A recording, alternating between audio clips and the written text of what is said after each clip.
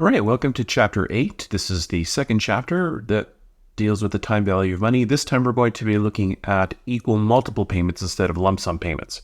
So in this chapter, we're going to cover perpetuities, annuities, loan amortizations, and look at the difference between stated versus effective rates.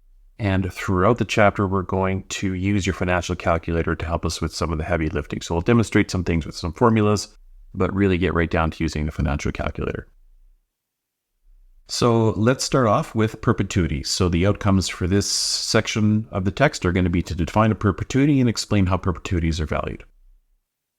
Put simply, a perpetuity is a series of payments that continues indefinitely. Essentially forever, even though forever is impossible. Some examples of perpetuities can include endowments and preferred share dividends. So in cases like that, the principal remains intact and the income that's generated by the fund is used to pay ongoing expenses or make the payouts for the dividends or the endowment fund for charity or for scholarships, those kinds of things. So in terms of how we value perpetuities, it's actually really simple. We divide the annual payment by the required rate of return. We'll look at those in a minute. And this reflects the market rate rather than the stock's stated rate. What we'll find is that the further in the future the cash flow occurs, the smaller and smaller the present value becomes. So even if we go infinitely into the future, the present value becomes infinitesimally small. And therefore, we can actually calculate a tangible number based on infinite payments because the present value calculation with each of those future payments, 5,000, 1,000, a million years from now becomes infinitesimally small, as we saw in the example in the last chapter. There are two kinds of perpetuities. The first is a constant perpetuity, and the best example is a dividend. So the formula for a constant perpetuity is the PV is C over RS. So PV is the present value, C is the constant dividend, and RS is the required rate of return. What we'll see is that we will replace the term PV with something like P0 would be the price of a stock at time zero, and we'll replace C with D for dividend, and RS being the dividend yield. So this means that this formula can be adapted to different situations. A growing perpetuity is one where we have a fixed growth rate, and the size of the payment or the dividend will continue to grow at a constant rate. So the formula for that is PV equals C, which is the constant dividend, divided by RS minus G, so divided by the required rate of return minus the growth rate. So here's our first example of a perpetuity, a constant perpetuity. Let's say that Shaw Inc. has a preferred share that pays a dividend of $2. And if we assume 7% required rate of return, we'll calculate the price of the preferred share.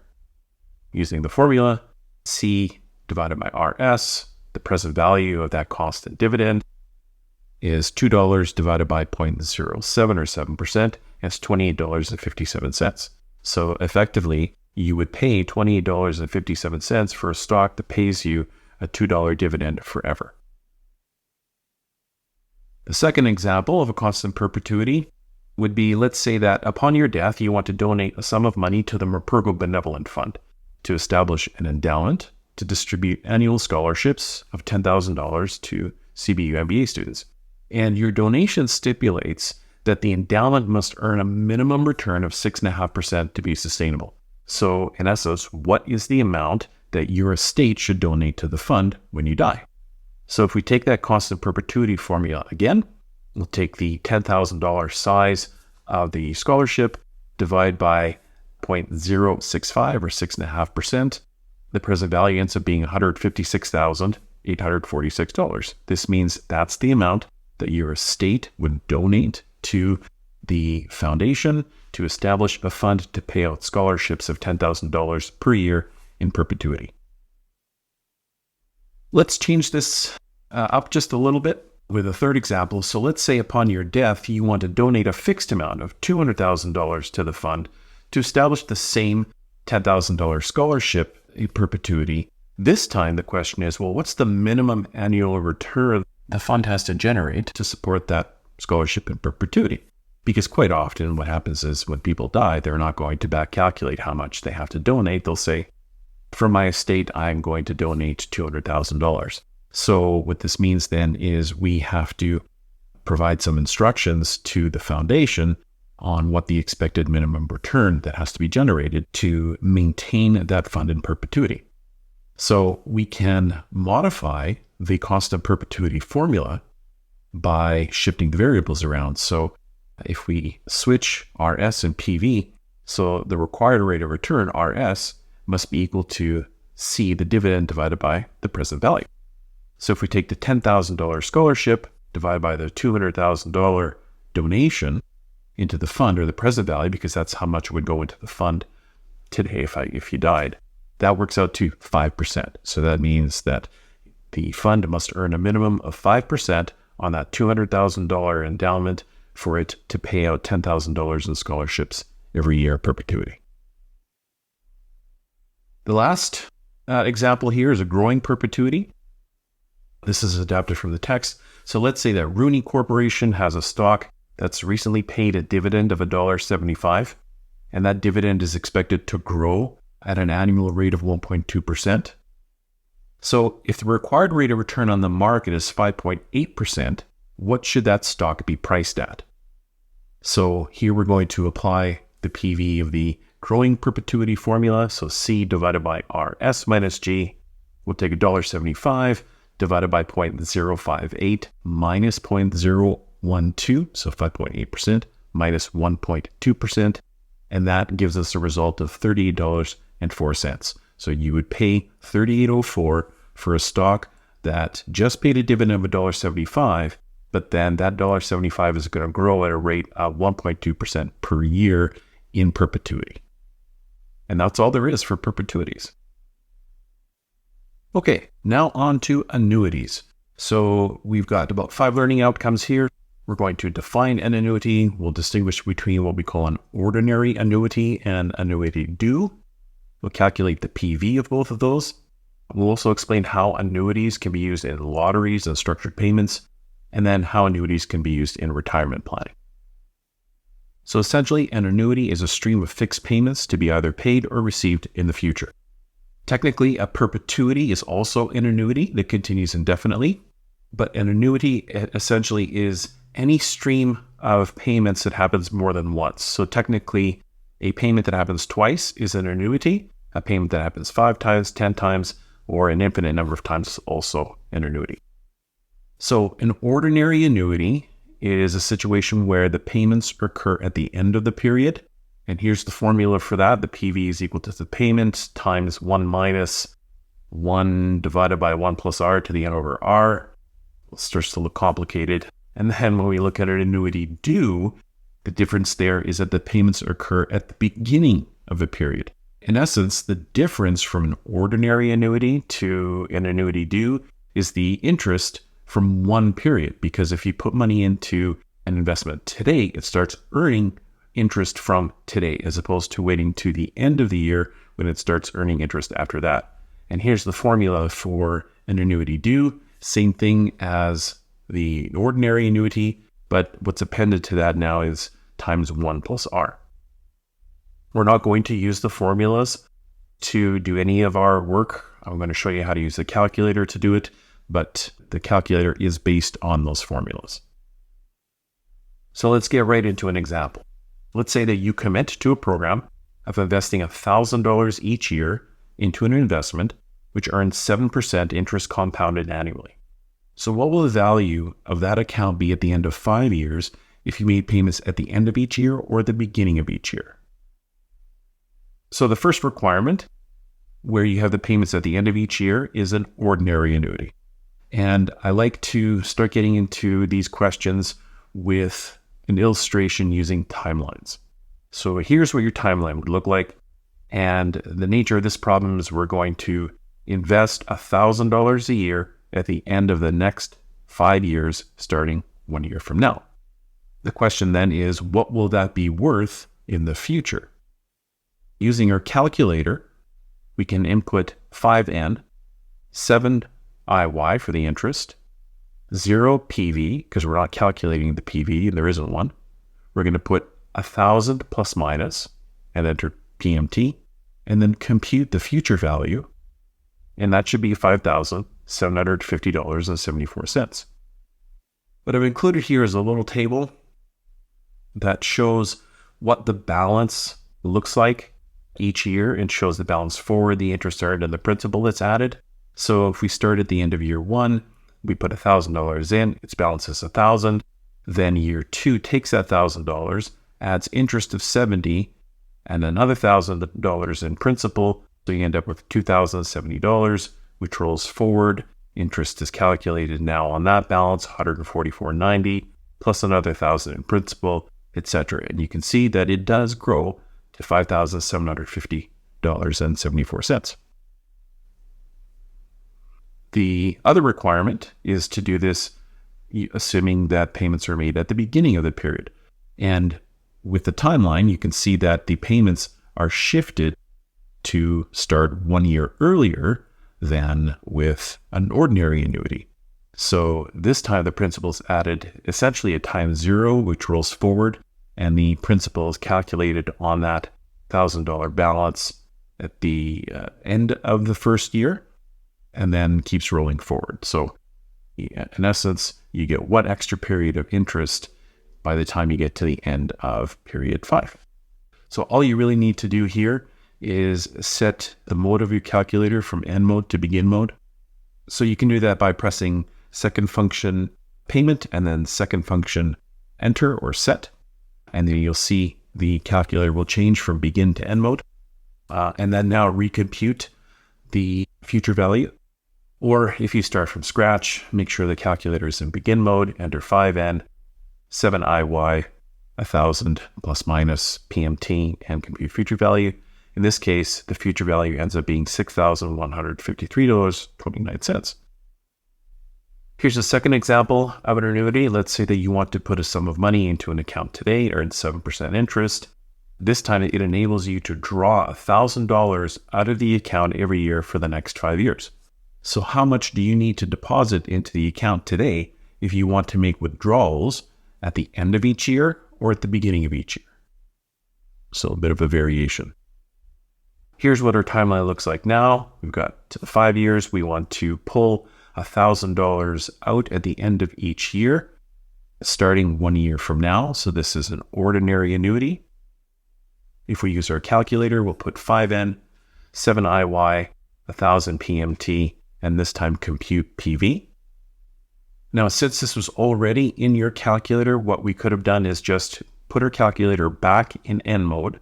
So second function payment, then second function set to toggle that back into end mode, and then make sure you put a 0 value in for the future value, or just to be safe, enter from left to right, 5N, 7IY, 1,000 plus minus PMT, 0 future value, and now compute the present value. And that's $4,100.20. So that's how much you need to put in today to start pulling $1,000 out at the end of each year. If we want to start drawing the money out at the beginning of each year, the timeline looks like this. It's shifted to the left 1 period, and the first payment comes out as $1,000. Yes, that comes out today, and I structured this for that on purpose. But basically, all we need to do is put our calculator into begin mode and then recompute. So second function payment, second function set to move that from end to begin, and then recompute the present value. You should get $4,387.21. So that's how much you'd put into the account today. Yes, you'll immediately pull $1,000 out and then 4 more payments of $1,000 at the end of the next 4 years for a total of 5 payments coming out of the account.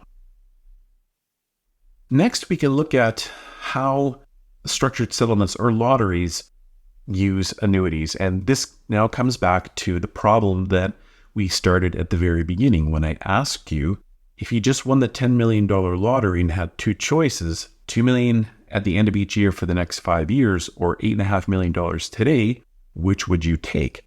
And remember I said that the answer to that will be, well, it depends. And what it depends on is the interest rate.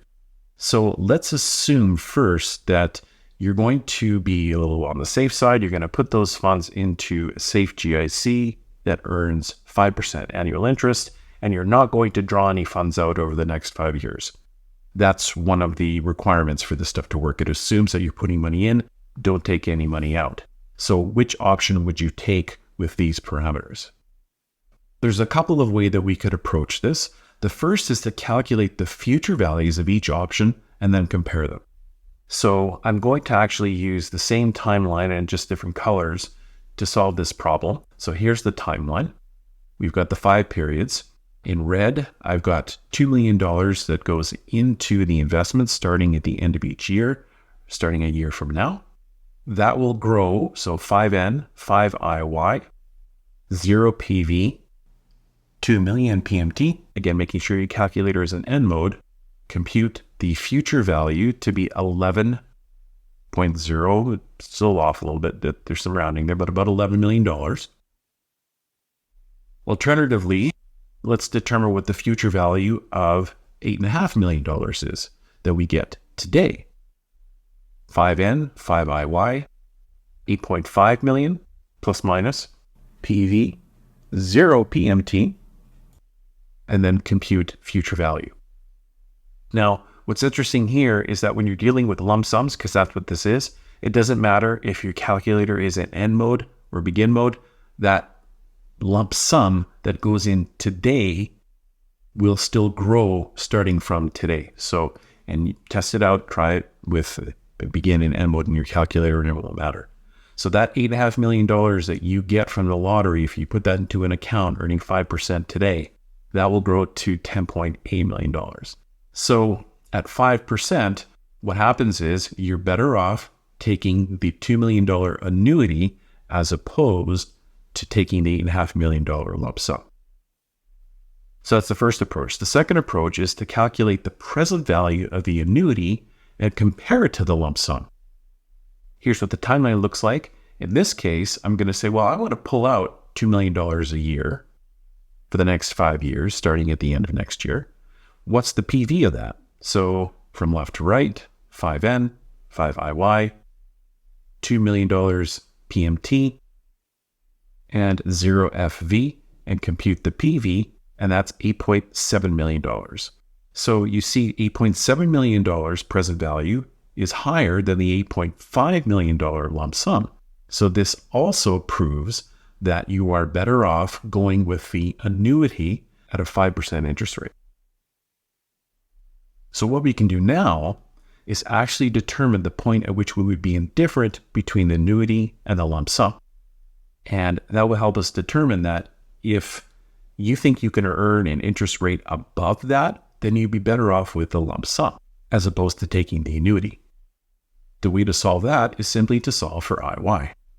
So now what we're going to do is from left to right, enter all of the key variables. We're going to put 5N. We'll skip IY. We'll put in 8.5 million plus minus for the PV. So that would be the equivalent to what we would put into an account. And then we're going to put 2 million PMT and make sure that that's a positive. We want the PV and the PMT to be different signs. Put in 0 FV and compute the IY, and that would be 5.67%, which means that at any rate above 5.67%, you're better off with the lump sum. Any rate less than 5.67%, you're better off with the annuity. And we prove that because at 5%, we saw that the annuity had a greater future value than the lump sum of $8.5 million did. So you're encouraged to play around with different interest rates. So try it again at 5.5% and 6% and see which future value of $8.5 million is more than the annuity. The last thing in this section relates to retirement planning. So as we discussed before, when you go into banks, they try to get you to invest early rather than later in life. And the whole idea of compounding and interest growth really is the key to make that be effective. So the best way to illustrate it is with an example. So let's say that you're 20 years old and you want to retire at 65, and you can commit to investing $5,000 every year until your 64th birthday, and then start drawing out the retirement fund on your 65th birthday. So what you want to know is the difference in size of your investment fund if you make that initial investment today or decide to live a little and wait until your 30th birthday to make your first deposit into an account. And let's say that account earns 6% annual interest. So here's what a timeline would look like. I'm going to do it with blue first, representing starting at age 20. You're going to put $5,000 in today, and then a year from now, your 21st birthday, 22nd birthday, all the way to your 64th birthday, and then you will start withdrawing on your 65th birthday. So that means that there will be 45 payments made into that account because you're starting today. If we use our calculator, we're going to make sure that we are in begin mode because we are making our payments today. So second function payment, second function set to make sure we're in BGN mode. Then from left to right, we're going to put 45N, 6 IY, 0 PV, 5,000 plus or minus, PMT, and then compute the future value. And that'll grow to a future value of $1,127,541. So let's say 1.13 million, just rounded. Now I'm going to use purple and include that on the timeline, starting at your 30th birthday.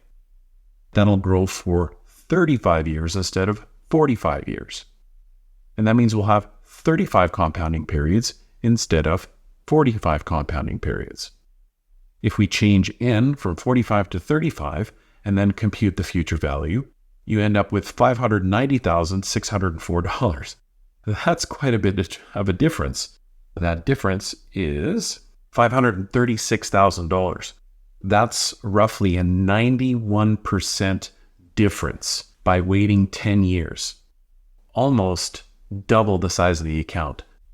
$5,000 a year for 10 years, you'll get to live on life, but you lose all of that compounded growth over 10 extra periods to grow to $1.13 million. That's a huge difference. And that's why the sooner you get started, the sooner you can get your kids interested in getting started in making even small amounts into investment accounts, the better off they're going to be. So let's try a couple of in-class problems at this point. Let's start with ICP 8.1, present value of an annuity. What's the present value of a 20-year annuity of $1,000 per year if the interest rate is 7%? So I recommend you stop the video, try the question out, and see what you come up with. So to solve this, should be really easy at this point. Using our calculator, we're going to go 20N, 7 IY, 1000 PMT, 0 FV, and compute PV to be 1095.01. And it'll be a negative result if you put the $1,000 in as a positive number. Next is ICP 8.2, another PV calculation for an annuity. What's the present value of a 10-year annuity of $5,000 with the first payment to be received 5 years from now if the interest rate is 9%? So again, I suggest you stop the video and then check to see if you got the right answer. The easiest way to solve this is to draw a timeline up to the end of year 15. There are no cash flows at the end of the first 4 years, and the first $5,000 cash flow begins at the end of year 5, proceeding all the way to the end of year 15. There's 2 ways we could do this, so I'll show you how to do it manually using a compound present value calculation. So the first thing we want to do is determine what the present value of that $5,000 cash flow annuity is.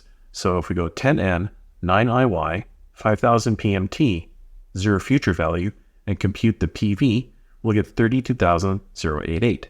And that is at the beginning of year 5, because remember, if we are at time 0 when we normally do our calculations, then the first payment that happens at the end of 1 year from now gets discounted back to today. So if the first payment is at the end of year 5, it gets discounted to the beginning of year 5, which is the end of year 4. Then that becomes the future value in the next present value calculation. So 32,088 FV, leave the interest rate at 9%, but enter 4N and compute the PV to be 22,732. The other way we could have done this is with the cash flow function in the calculator. So CF0 is 0, C01 is 0 for 4 payments, or frequency of 4. And then the second unique cash flow is C02, which is 5,000, and F02 is 10. Press the NPV button, enter 9 for the interest rate, and then compute NPV, and you should get 22,732. All right, next topic, loan amortizations. So here we're going to distinguish between different types of loans really quickly, explain how loan amortization works, create an amortization schedule, and calculate the cost of borrowing. So there's essentially two categories of loans, business loans and personal loans. Business loans consist of term loans, which are fixed maturity dates, set interest rate, and are primarily used to finance long-term assets such as equipment or buildings. That's really why businesses would borrow money. They're often secured by the asset that's being financed and repaid over time. Businesses can also have revolving loans, also called revolvers. That's used for short-term working capital. They'll have a credit limit, but no fixed repayment schedule. Very much like a home equity or a personal line of credit. So the interest is charged on the borrowed amount, and the facility is secured by, business assets, general claim, good credit, those kinds of things. In terms of personal loans, there's about 5 different kinds. So personal lines of credit, similar to credit cards or similar to a bank line of credit, the interest is charged on the outstanding amount, and the approval is based on personal credit scores, which means that you probably should check your credit reports on a regular basis just to make sure everything looks good. The second type of loan is an unsecured personal loan. So that's a fixed amount installment loan that's not backed by any collateral. And that's really based on your creditworthiness as a borrower. Then you have secured personal loans. So that's like a business loan backed by assets, such as, a vehicle, where the lender can repossess the asset. The borrower defaults. Then you have a mortgage loan, which is a form of secured personal loan, but this time it's on a mortgage. So these are long-term loans that can stretch now up to, 30 years in Canada, and the home is collateral. Of course, if the buyer defaults, the home can be foreclosed on. And then last are student loans, and they're, designed to fund your education. They typically have lower interest rates and flexible repayment schedules that will begin after schooling is complete. So what's a loan amortization? A loan amortization is a schedule of how and when a debt will be repaid with interest. So the best way to illustrate an amortization table is with a simple example. So let's say that you want to purchase a gently used Tesla Model Y for $32,000 and you finance that with a 6% 36-month loan with payments made at the end of each month. The requirements here are going to be to determine what the monthly loan payment will be and to prepare an amortization table. So using our calculator, we're going to calculate the payment. We want to make sure that our calculator is back in end mode. So second function payment, second function enter or set to toggle that back into end mode. And then from left to right, we'll enter 36N. Next for the interest, take 6% divided by 12, that's 0.5%. So take 0.5, enter that as IY. Then we'll enter 32,000 PV. You could put that in as a positive number. And then 0 FV, and we're going to compute the PMT. So $973.50 is the payment. It shows up as a negative because we entered $32,000 in the PV as a positive number. So our second requirement is an amortization table. I'll show you how to create this amortization table using Excel, but let's first break down what it looks like. We have a column for the month or the payment number. Then we have a column for the payment itself, $973.50 every month for 36 months. Then we have a column for the interest. There's a couple of ways we could calculate the interest. We could take the $32,000 loan balance times 6%, then divide by 12. It's the easiest way to do it, or times 0.5%. That's $160. Then we have a column for the principal. The principal is the difference between the payment and the interest. And that's the amount of principal that's eaten away or amortized with every payment. In the first payment, you have 160 in interest and 813 in principal. That results in an ending balance of $31,186.50. Then the second payment of $973.50, the interest is calculated as 6% times the 31,186.50 divided by 12. So now we're at 155.93 for the interest, which is less than the 160 in the first period. Now, the difference between the payment and the interest is principal amortization of 817.57, which is a little bit bigger, which now gives us an ending balance of 30,368.93, and that happens every period. Well, you'll notice is that while the payment remains the same each year, the amount of interest that you pay gets smaller and smaller and smaller, and the amount of principal in that payment gets larger and larger and larger, so that over the next 36 months, the balance in the account or the balance on the loan gets smaller and smaller. We can also use our calculator to determine what the principal, what the interest, and what the remaining balance will be at the end of any particular payment. So using your calculator, if you press second function amort or second function PV, then you'll see it shows P1. Well, let's enter 5 for P1 because I want to confirm what the values are after the fifth payment. So if we go 5, enter for P1, and then scroll down, press the down button, press 5, enter for P2, and then scroll down again, you'll see that the balance should be 27,891.62, which is the same as we have in our amortization table. If you press the down arrow again, the principal portion of that payment was $829.89, and the interest portion is $143.61, just like we have in the amortization table. So now I'll show you how to recreate this amortization table using a spreadsheet like Excel. You can use Google Sheets or something like that, and then we'll move on to the next topic. Open up a blank sheet or workbook in Excel, and what I'll do here in the top corner is just put some parameters down. In cell A1, I'll put the loan amount, which is the present value, and in cell B2, I'll put in 32,000. In cell A2, I'll put in the term months description, and in cell B2, I'll put 36 for the number of months. In cell A3, I'll put the description interest rate, annual, and in cell B3, I'll enter 6%. Now I'll put the table together, and I will use columns B through F for this. So I'll enter the column headers, month, PMT for payment, interest, principal, and balance in cells B5 through F5. And then what I will do in row 6, in cell B6, I'm going to put 0 for the month, and then I'm going to put a balance of 32,000 as the starting loan balance in cell F6. This isn't the way it's done in the table in the text, but this will allow me to do calculations based on the previous balance.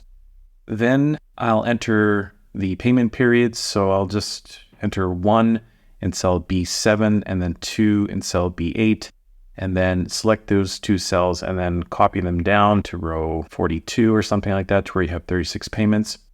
And then now what I'll do is use Excel to actually help calculate the payment. So in case you were doing this and you didn't use your calculator, you can use the calculator to check the work, but let's click on cell C7, type the equal sign, and then type PMT to bring up the payment function.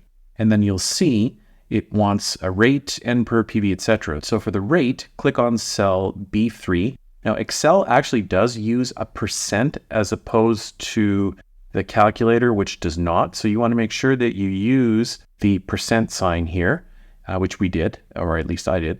So select that cell, B3, and then divide by 12, because the 6% is an annual rate, and we need to use a fractional rate based on the number of periods. So divide by 12, and then type the comma, and for N per, select cell B2 for the term in months, then type a comma. And then for the PV, select cell B1, that's the 32,000, and then type a comma. And then for FV, for the future value, type 0, because we want the loan to end up being 0.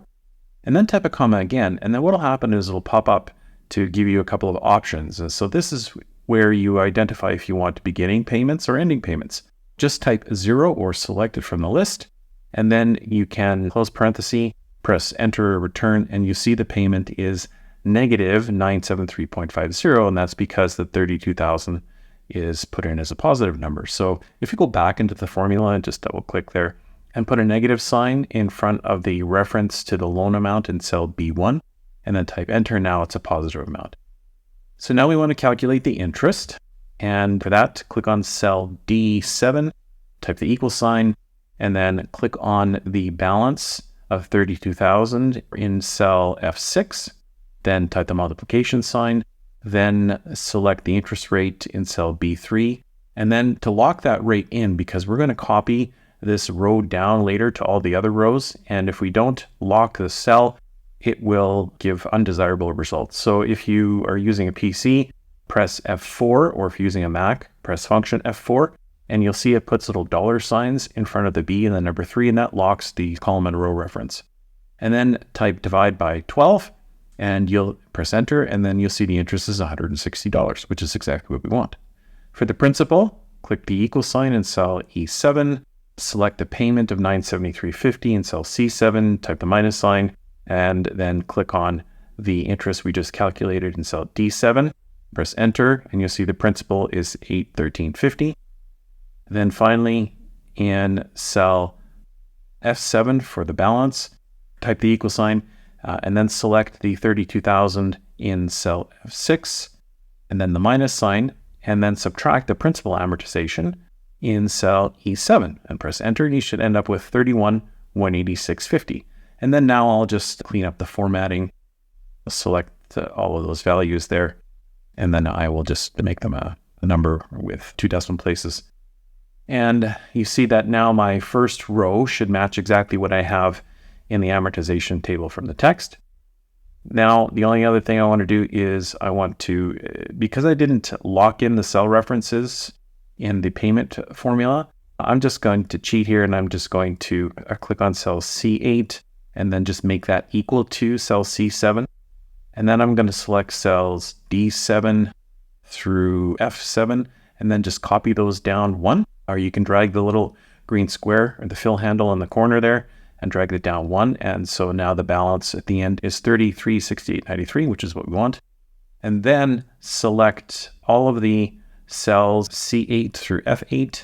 And then with the little fill handle, just drag all the way down to row 42, which is where we have the 36th payment. And presto, your amortization table is complete and ends up being 0, which is exactly what we want. And then I'm going to highlight row 5 just to compare, to make sure that we have the same values as in the screenshot in the presentation, and we do. The interest is $143.61, the principal $829.89, and the balance $27,891.61. Perfect. And then I'll just go to the bottom here, and I'll just do a summation of the principal and the interest and the payments. So I'm just going to click on cell D43, type the equal sign, then start typing sum, and then select all of the cells above it all the way through to D7. So I have a sum of D7 to D42. Press enter, and that's 304,607, which is exactly what it should be. And then I'm just going to use the fill handle and copy that to the right and then also to the left. And you see that the sum of the payments is 35,04607, which is what it is in the text. And the total principal that's amortized is $32,000. And the final balance in the table is 0. That's all there is to it. Let's try a couple more in-class problems. So we'll start with ICP 8.3 on loan amortization. So let's say you take out a loan in the amount of $100,000 with annual equal repayments of principal and interest over the next 20 years at a rate of 6%. Our first requirement is what's the annual payment, then we'll create an amortization table, and then we'll determine the balance after the 8th payment. In fact, what we'll do is we'll swap. We'll do requirement 3 first and then do the loan amortization table. My recommendation, pause the video, see what you come up with, and then let's check your answer. So what's the annual payment?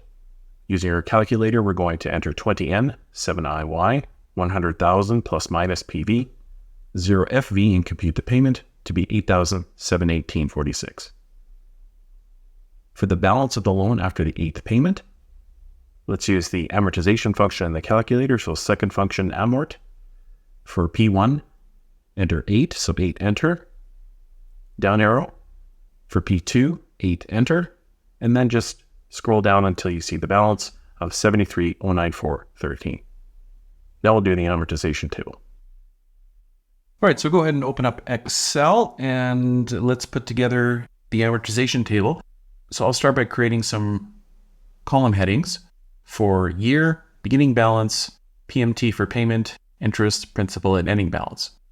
And then what I'll do is I'll enter 0 for time 0, and then I'll enter years 1 through 20. Then in the ending balance column, I'll put $100,000 and just format that. And then in cell C4, I'm going to make that beginning balance amount equal the ending balance in cell G3.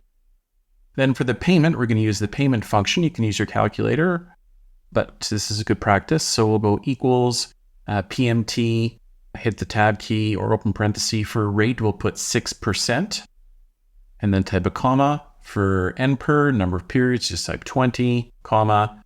For the PV, put a minus sign in front of that, and then select the $100,000 ending balance in cell G3, type a comma. And then for FE, type 0, type a comma again. And for end of period, type 0.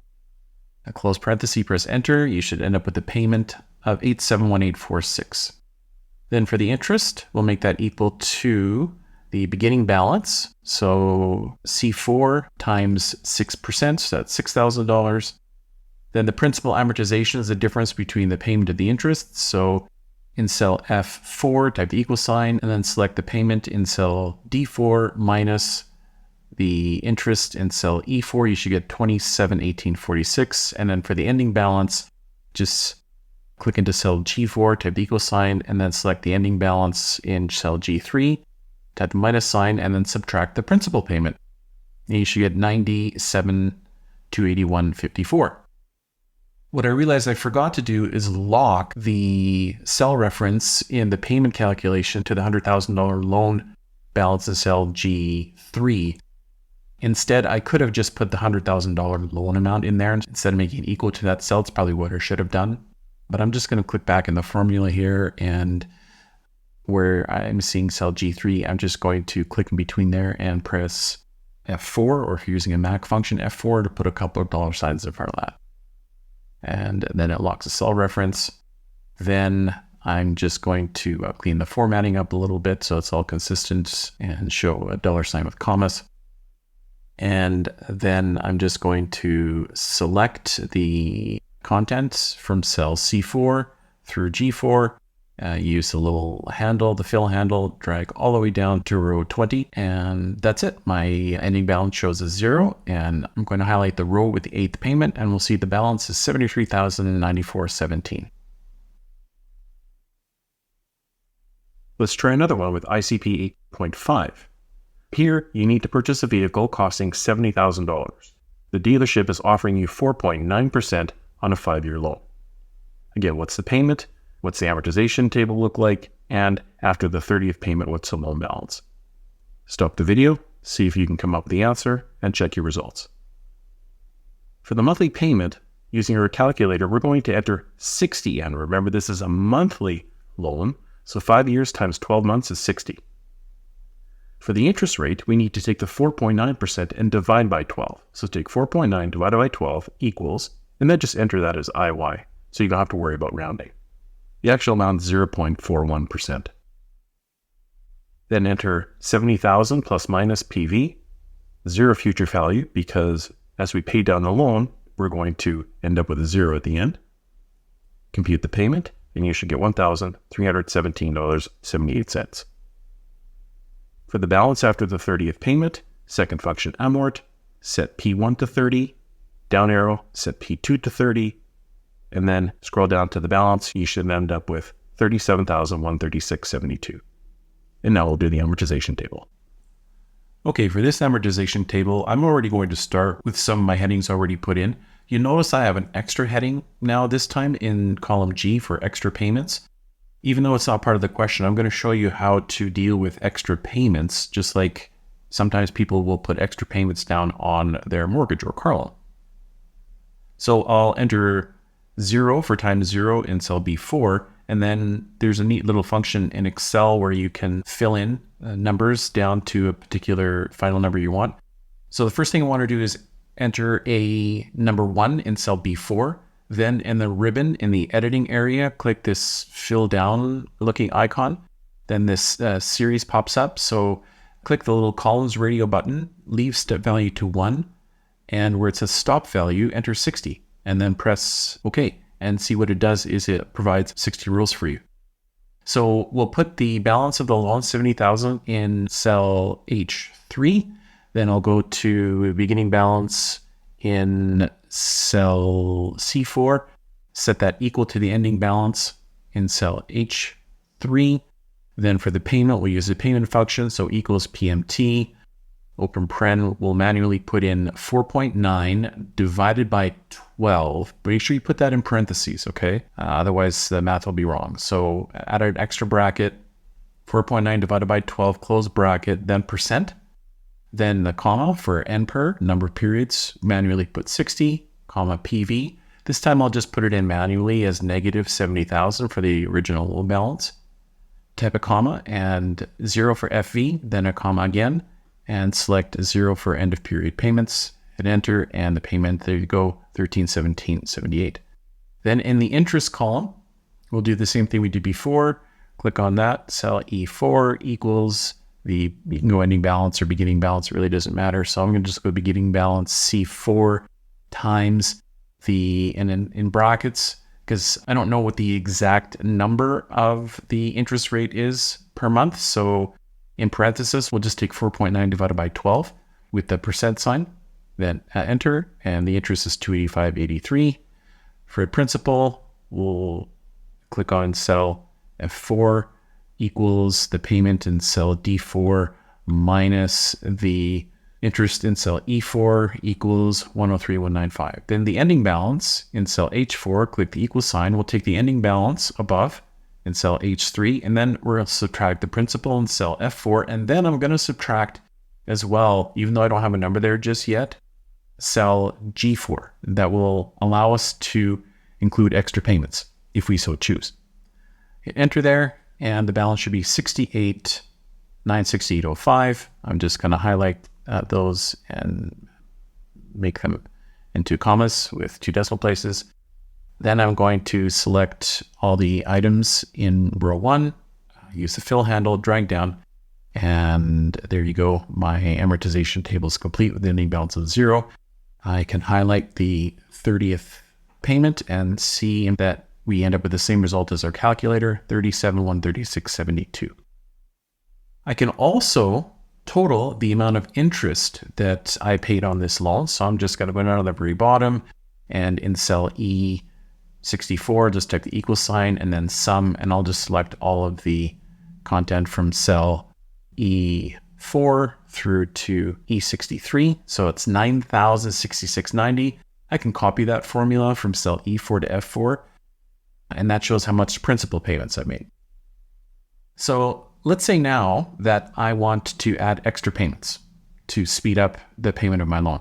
And let's say I want to do that at the end of the first 4 years, which would be the end of months 12, 24, 36, and 48. So I'll just highlight those rows green, and I'll get rid of the yellow in the 30th payment.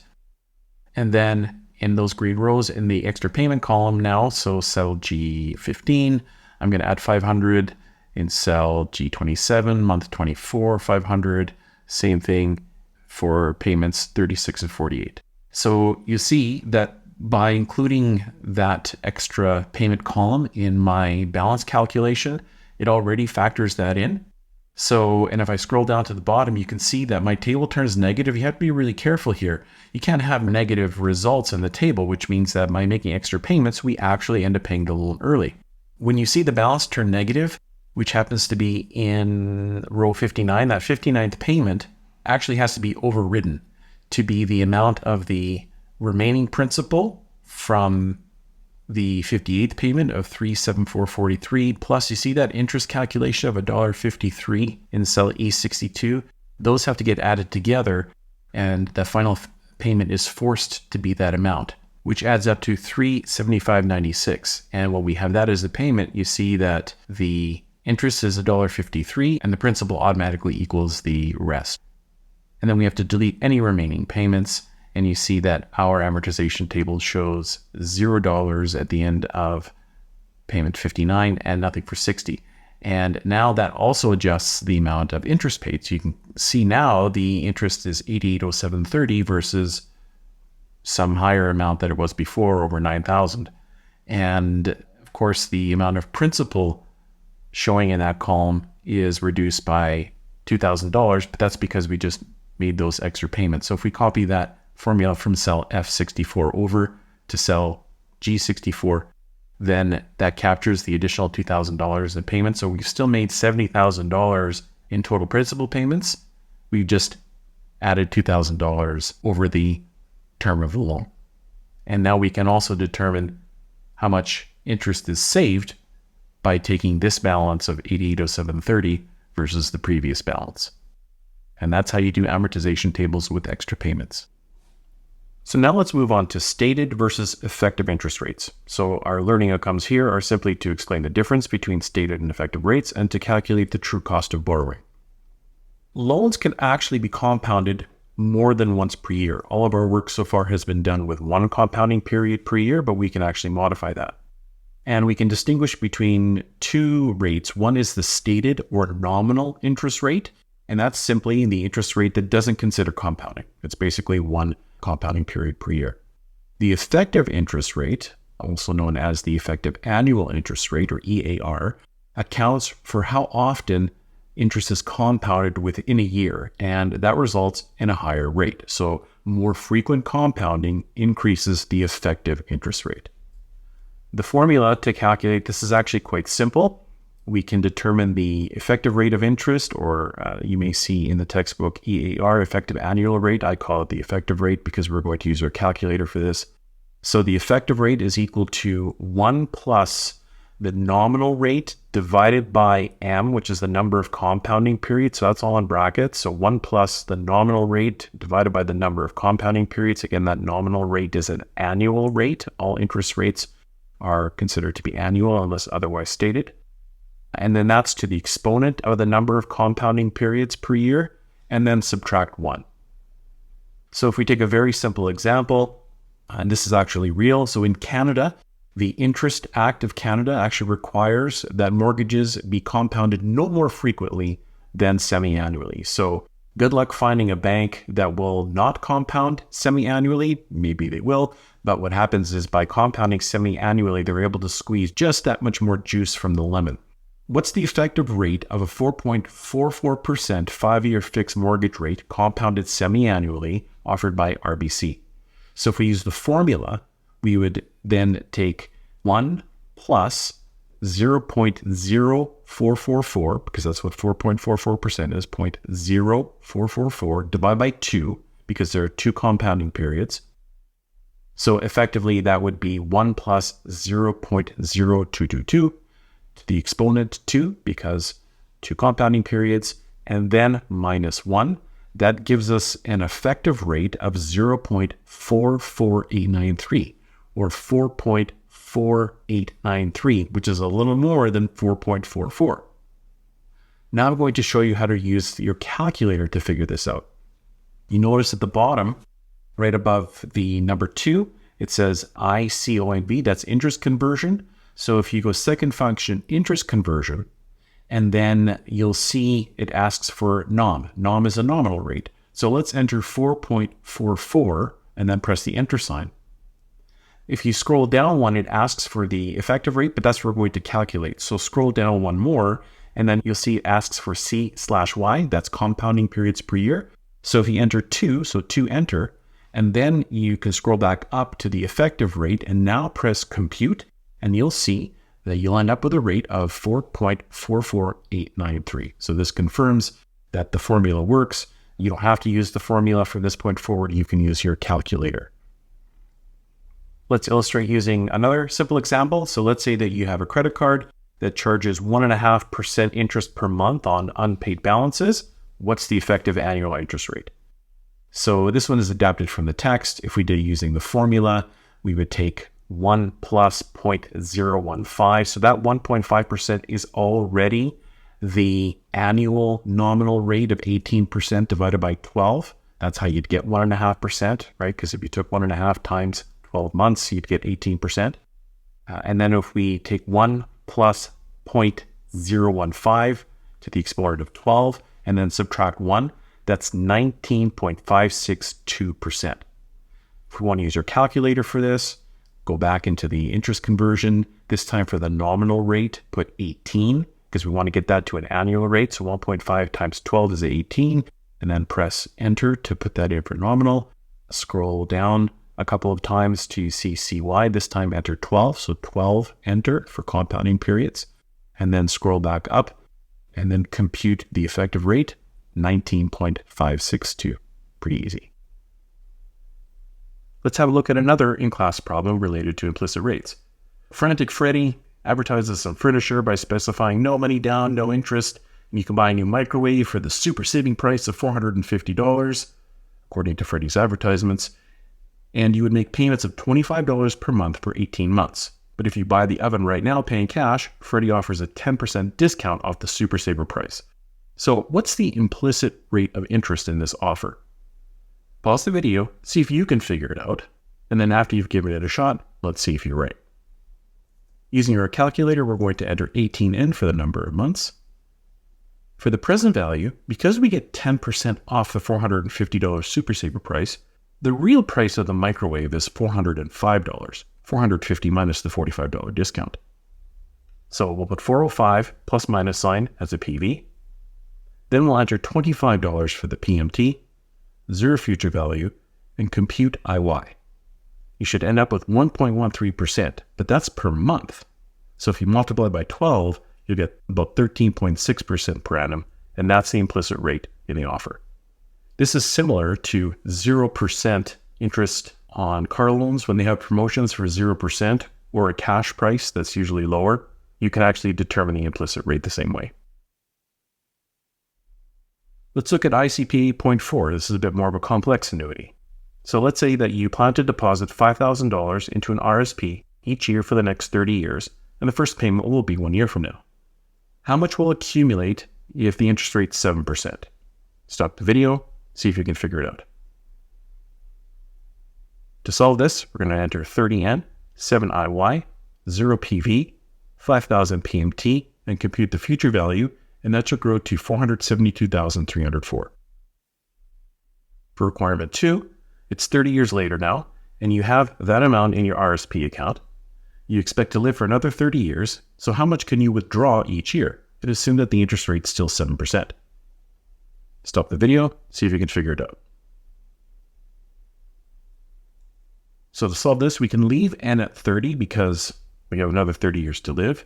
The interest rate stays the same, but now that 472,304 is actually the present value. So enter that, and you can put a plus minus sign in front of it, then press PV, then 0 FV, and compute the payment, and you should get 38,061. That's how much you could draw out to deplete the fund. For requirement 3, it's 30 years later now, and you're wondering what the purchasing power of that 38,061 is compared to 30 years ago. And you find out that the average rate of inflation is 2.5% for the last 30 years. So stop the video and see if you can figure this out based on the information that we have. So to solve this, we can leave N at 30. For the interest rate, we'll put 2.5 IY. There are no payments here, so 0 PMT. We'll enter 38,061 as the future value because that's what the amount of money is worth in the future, and we'll compute the present value to be 18,145. So that means the equivalent to 38,061 today was 18,145 30 years ago. All right, and now for our last in-class problem, 8.7. This one's a doozy. So let's say a raging Rodney wants to establish a savings plan that will allow him to do two things. First, he wants to buy a car at the end of 5 years from now for $30,000. Then he wants to retire at the end of 15 years from now with enough money to provide him with an income of $40,000 per year for the next 10 years after retirement. Rodney can save $8,000 per year for the first 5 years. So how much does he have to go into invest, assuming interest rates remain at 10% per year over the entire time period, for the years 6 through 15 to accomplish his goals? This one you have to map out with a timeline. So here's a timeline from now to the end of 25 years. And let's put in what we know. We know he can put in $8,000 into the account at the end of the next 5 years. Then we know that he wants to take out $40,000 from the end of years 16 through 25 for a total of 10 years. We also know that he wants to buy a car for $30,000 at the end of 5 years from now. So how do we do this? From the way we've constructed the timeline so far, we're going to have to work from the outsides to the middle. So let's start with that $8,000 annuity. He's going to put that into his account, so it's going to grow, right? So how do you solve it? Well, it's going to grow to a future value. So let's go 5N, 10 IY, 0 PV, 8,000 PMT, and the future value is 48,841. Then let's go to the other end and determine what the present value of those $40,000 withdrawals are going to be. So 10N, 10 IY, the interest rate stays the same. $40,000 PMT, you can put that in as a negative if you like, and 0 FV, and compute the PV. That's $248,783. So that means he has to have $248,783 in the account at the end of the 15th year so that he can start pulling $40,000 out at the end of the 16th year onwards. And we know that that $8,000 payment starting at the end of next year will grow to $48,841. Then he's going to buy the car, which will come off of that balance. So let's subtract $30,000 from that $48,841. That leaves $18,841 in the account. If that money stays in the account, is it going to continue to grow? But it's not an annuity, is it? It's a lump sum. So guess what? We make that $18,841 the present value for 10 years, 10N, 10 IY, 0 payment, and compute the future value to be $48,869. So we deduct that $48,869 from the balance in the account that's necessary at the end of year 15. And that works out to $196,914.